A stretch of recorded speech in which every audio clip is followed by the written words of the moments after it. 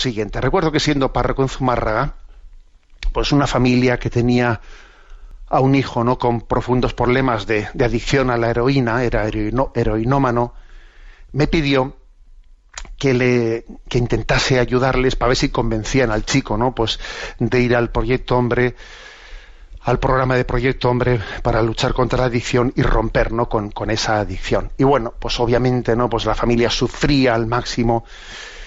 Y bueno, pues yo acudí a su hogar, ¿no? Acudí a su hogar, estuve con ese chico, ya fallecido, por cierto, ¿no? Estuve con él y intentando, obviamente, ¿no?, pues convencerle de que tomase la decisión de pedir ayuda, de ir al Proyecto Hombre, de dejar esa vida que llevaba, que se estaba autodestruyendo, que estaba destruyendo su familia, pero era imposible. Él sufría, pero no era capaz de dejarlo, ¿no? Y entonces recuerdo que algunos compañeros que habían ido al Proyecto Hombre me contaron que, claro, que es que este chico tenía un problema, y tenía el problema de que había conseguido una llave maestra con la que podía tener acceso al cajetín del dinero de todas las máquinas de juego de los bares de Zumárraga, Y claro, había conseguido, pues tú fíjate, una copia de esa llave, que esa era pues como la gallina de los huevos de oro. Iba con esa llave a los bares y allí podía robar y obtener fácilmente dinero. Cuando alguien se despistaba, hacía él la prueba, abría el cajetín, cogía el dinero y claro, estaba totalmente apegado a esa llave le poseía. Era como el anillo, ¿no? Como el anillo que le estaba poseyendo. Y claro, cuando me di cuenta, claro, me dijeron sus compañeros, mientras que tenga esa llave, será imposible que luche por su libertad, porque esa llave le posee. Bueno, cuando me enteré de esa historia, volví a donde él, ¿no? Y entonces, pues intenté y le dije, mira, me he enterado lo de esa llave. Entonces, pues, lógicamente, en mis palabras, como pude, le hice entender y le dije, dame esa llave, despréndete de esa llave, no seas tonto. Bueno, después de mucho insistirle, me dio la llave.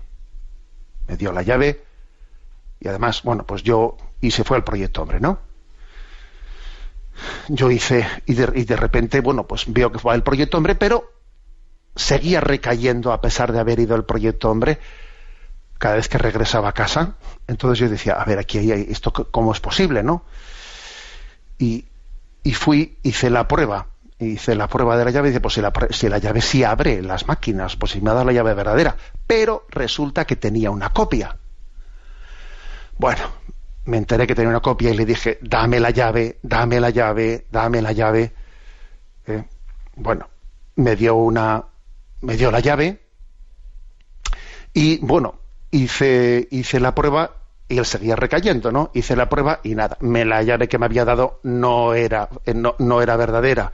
No abría, él se había guardado la verdadera y me había dado la falsa. Primero me dio una copia y luego me dio una falsa. Seguía recayendo. Seguía yo luchando y le decía, mira, yo me acuerdo que me acordé de aquellos versos de Góngora, era un hombre a una nariz pegado, era un hombre todo nariz, y le dije, eres un hombre pegado a una llave, es esa llave la que se está mandando en tu vida, ¿no?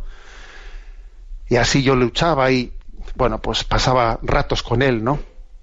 En medio del sufrimiento de aquella familia, intentando pues ayudarle y recuerdo que un día, en un momento determinado, tuvo un momento de gracia, entonces rompió a llorar y me entregó esa llave y me dijo, mira, vete, haz la prueba, no tengo más, esa es la llave verdadera. Y como le vi llorar y le vi al mismo tiempo llorar y al mismo tiempo sonreír, y me dije, no, esto va de verdad, no hace falta que yo haga la prueba, esta vez sí me ha dado la llave y la única llave, no, ahora veo de verdad que en él se ha roto cuando me ha dado esta llave, se ha roto, esto es verdad, esto ya no es un teatro. Y así fue, ese chico me entregó la llave y a partir de ahí hizo todo el programa sin ninguna recaída y dejó la droga y luego, por cierto, como tenía el SIDA, pues finalmente murió, pero murió pues como tiene que morir alguien, ¿no? Habiendo afrontado en su vida lo que tenía que morir y poniéndose en manos de Dios, ¿no? Y aquello fue para mí una lección grande, porque y de alguna y otra manera esta experiencia la he compartido muchas veces, porque, claro, en el artículo de este Matías Conoziari pregunta: ¿y tú qué harás con ese anillo? ¿Y tú qué harás con esa llave? Porque a ver, tengo en mi vida algún anillo, tengo en mi vida alguna llave que la tengo guardada, la tengo ahí escondida para, no sé, como para retroceder, ¿no? O yo he quemado las naves, porque a ver, en esta vida hay que quemar las naves. Si yo sé lo que tengo que hacer, si yo sé lo que Dios espera de mí, lo que no puede ser es que tenga guardado ahí una llave, por si acaso tengo que ir para atrás. O que no me termine de desprender de un anillo que me está poseyendo.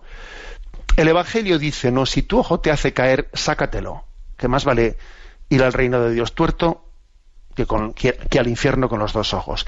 Y si tu mano te hace caer, córtatela. A ver, el Evangelio habla de radicalidad en el cortar con nuestras reservas, con nuestras llaves de retroceso, o con nuestros anillos en los que somos poseídos. No, la pregunta es, a ver, ¿tú qué harás con ese anillo?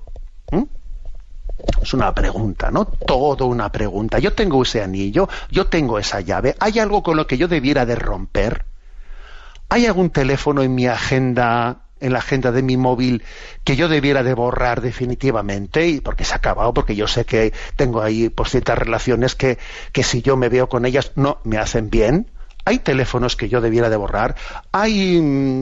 Porque hay situaciones en las que yo debiera de aplicar lo que dice ese refrán, ¿no? Que más vale ponerse una vez rojo que 20 veces amarillo. Bueno, pues es una pregunta, ¿no? Porque existe, ¿no? Toda ese influjo, ese embrujo de poseernos, quitándonos la libertad.